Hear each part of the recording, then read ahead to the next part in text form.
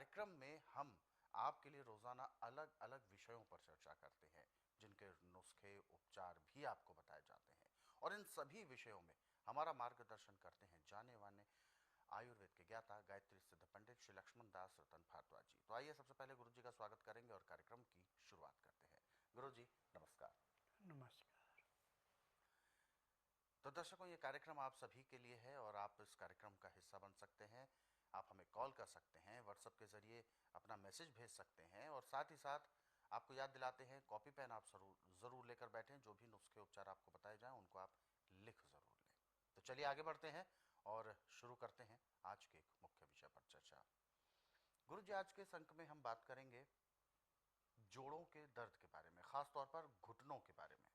कहते हैं कि एक समय था, यानी आज से कुछ सालों पहले, केवल बुजुर्गवार व्यक्तियों के साथ जिनकी हड्डियां कमजोर हो जाती थी, जोड़ों का दर्द उन्हीं को परेशान करता था। लेकिन आज इस परिवेश में, इस दौर में, हर किसी के साथ, चाहे वो स्त्री हो, पुरुष हो, बच्चा हो, युवा हो, हर किसी को घुटनों से संबंधित समस्या है।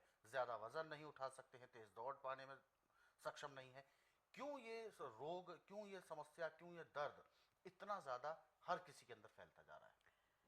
देखिए, सबसे बड़ी भूल है हमारी खड़े खड़े खाना, खड़े खड़े पीना।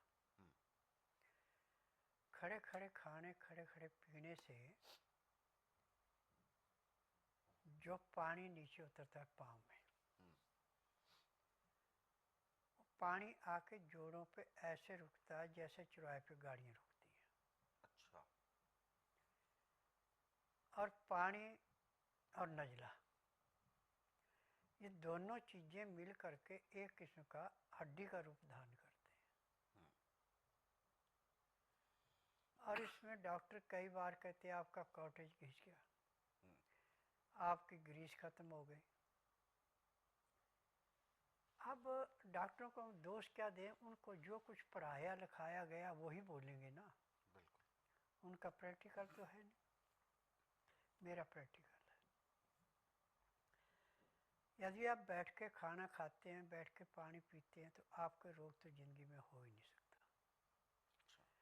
अच्छा। और आजकल पानी के अंदर प्रदूषण बहुत ज़्यादा है। पानी के प्रदूषण को निकालने के लिए लहसुन, प्याज, अदरक एक किस्म का अमृत है, त्रिवेणी है। जो लहसुन प्याज से नफरत करते हैं, वह काला नमक, काली मिर्च, नींबू का रस ले लें। और पानी हमेशा इतना गर्म पिए जिसको उंगली बर्दाश्त कर ले। और सिप सिप करके पानी पीना, एकदम पानी नहीं पीना। आपको घुटने में दर्द हो ही नहीं सकता। अच्छा, घूट घूट करके पानी पीना। हाँ, जैसे गर्म दूध पीते हैं चुस्का लेके। और खाना खाते समय 2 गिलास गर्म पानी में लहसुन, प्याज, अदरक का रस मिला के खाने के साथ पीते हैं तो आपकी पाचन शक्ति पूरा काम करेगी।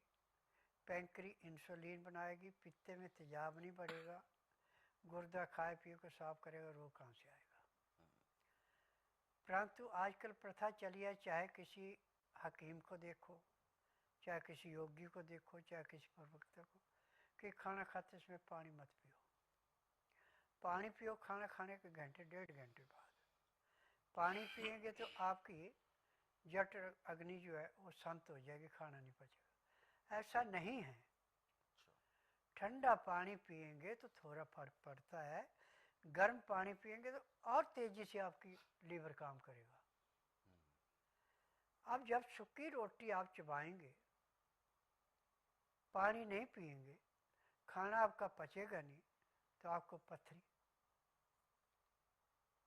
कब्ज, ब्रेन हेमरेज, ब्रेन ट्यूमर, नज़ला जुकाम बड़ी तेज़ी से बढ़ता है। और जब खाना पूरा पचता नहीं है तो पैंक्री इंसुलिन नहीं बनाती। पैंक्री इंसुलिन नहीं बनाई, खून गाढ़ा होगा, खून गाढ़ा होगा तो हार्ट अटैक होगा, बीपी बढ़ेगा। और खाना खाते समय यदि आप 2 गिलास गर्म पानी, लहसुन, प्याज, अदरक का रस मिला के पीते हैं, खाना ताज़ा गर्म गर्म, यानी कि अभी खाना बनाया और ठंडा होने के बाद दोबारा भले गर्म करके खाएं, परंतु उसमें वो लाभ नहीं है जो कि ताज़े खाने का है। फिर वो भी अंदर जाके ऐसे बैठेगा जैसे पानी में पत्थर बैठता है। जब आपका खाना पचेगा नहीं, नया खून बनेगा नहीं, पुराना खून गाढ़ा होगा, तो आपका वात, पित्त और कफ तीनों का संतुलन बिगड़ गया। जब बिगड़ा तो दर्द होगा। अब इसकी टेम्परेरी रिलीफ है कि आपको घुटने में दर्द हो गया, आप 4-5 तुलिये लहसुन की पीसें, उसका रस निकालें, उसको किसी भी चिकनी चीज़ में मिला के घुटने पे मालिश करें कम से कम 15 से 20 मिनट, और सूती कपड़ा लपेट के आप आराम करें घंटा 1.5 घंटा, आपका दर्द गायब हो गया। जब तक कि आप दोबारा ठंडी चीज़ का सेवन न करेंगे। और जो हम बार बार चाय या कॉफ़ी या फ्रिज में से रखे चीज़ें खा रहे, ये भी इस रोग को दिन दोगुने रातें चौगुने बढ़ाता है। और आजकल तो घरों में, दफ्तरों में, ऑफिसों में, सब जगह एसी लगे हुए हैं। एसी में होती है अमोनियम गैस। जब आपके खून में ऑक्सीजन नहीं मिलेगी, अमोनियम गैस चलेगी, तो भी आपको रोग होगा। सबसे ज़्यादा बढ़ोतरी तो यहाँ से है। जब इतने एसी, कूलर, पंखे नहीं थे तो इतने रोग भी नहीं थे। और आज पूरे संसार के अंदर मेडिकल में तो किसी रोग की दवाई है नहीं। वहाँ तो सिर्फ जिस अंग में तकलीफ है उस अंग को सुन कर सकते हैं, परंतु उसका भी टाइम है 2 घंटे, 4 घंटे, 6 घंटे, 8 घंटे, इससे फालतू नहीं कर सकते। और फिर दवाई लेनी पड़ेगी। और एक बार दवाई स्टार्ट करा दी तो जब तक आपके शरीर के अंदर सांस है तब तक खानी पड़ेगी। अब जो हमारा आयुर्वेद, यूनानी, होम्योपैथी, नेचुरल का, इसमें डॉक्टरों को जो एलोपैथी को थ्योरी पढ़ाई जाती है वो थ्योरी इनको पढ़ाई जाती हैं। इनको भी नाड़ी का ज्ञान नहीं है, मुझे नाड़ी का ज्ञान है। और मैं जड़ी बूटियों से इलाज करता हूँ। मुझे 10,000 जड़ी बूटियों की पहचान है जिनसे मैं दवाइयाँ बनाता हूँ। और मेरी अपनी फार्मेसी, दवाइयाँ बनाने के, दवाइयाँ रजिस्टर्ड है, पेटेंट है, इनका साइड इफ़ेक्ट कोई नहीं है। एलोपैथिक दवाई ज़्यादा खा ली तो उसका साइड इफ़ेक्ट है, कम खाई तो उसका लाभ नहीं है। आयुर्वेद, यूनानी, होम्योपैथी में दवाई चाहे आप कम खाएं चाहे ज़्यादा खाएं, वो भी रोग को दबाती है, पूरे रोग को काटती नहीं है। परंतु स्वस्थ विचार एकमात्र आश्रम ऐसा है कि इसमें कितना भी पुराने से पुराना रोग है, कितना भयंकर से भयंकर रोग है, जिस दिन रोगी आता है, परहेज करता है, तो उसी दिन उसको 20% आराम परमानेंट मिल जाता है। क्योंकि मैं जड़ी बूटियों से दवाइयाँ बनाता हूँ और अपनी फार्मेसी में बनाता हूँ। ये दवाइयाँ रजिस्टर्ड है, पेटेंट है, इनका साइड इफेक्ट कोई नहीं है।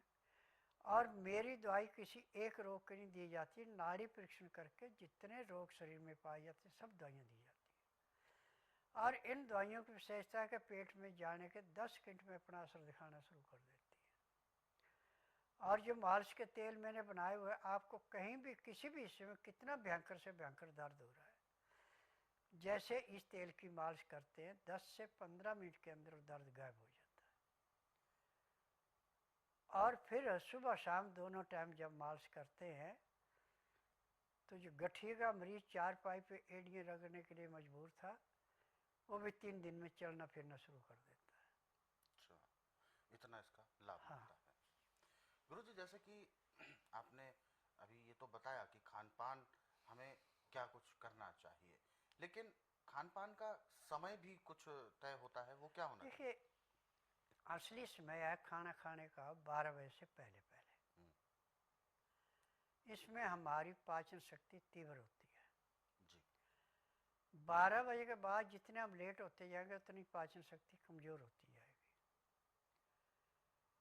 दिन के खाने का समय तो आप चाहे सूर्योदय होने से पहले खा लें, वो भी खाना अच्छा पचता है, चाहे सूर्योदय होने के बाद अपने ड्यूटी जाने से पहले पेट भर के खा लें, वो आपको लाभ देगा।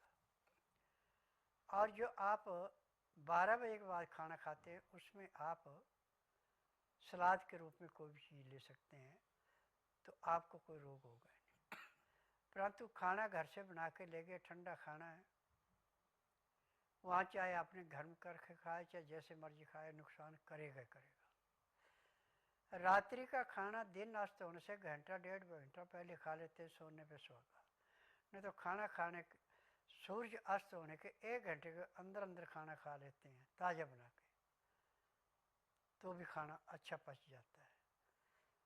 दिन का खाना खाने के बाद कम से कम 20 मिनट तक सब आसन लेटना चाहिए।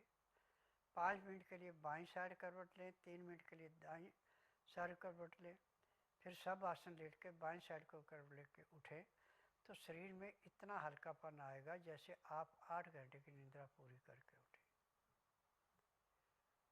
और इसमें दोनों टाइम खाना खाने के बाद 5 मिनट के लिए वज्रासन बैठना अति आवश्यक है। वज्र आसन बैठ के खाना बड़ी जल्दी पचता है।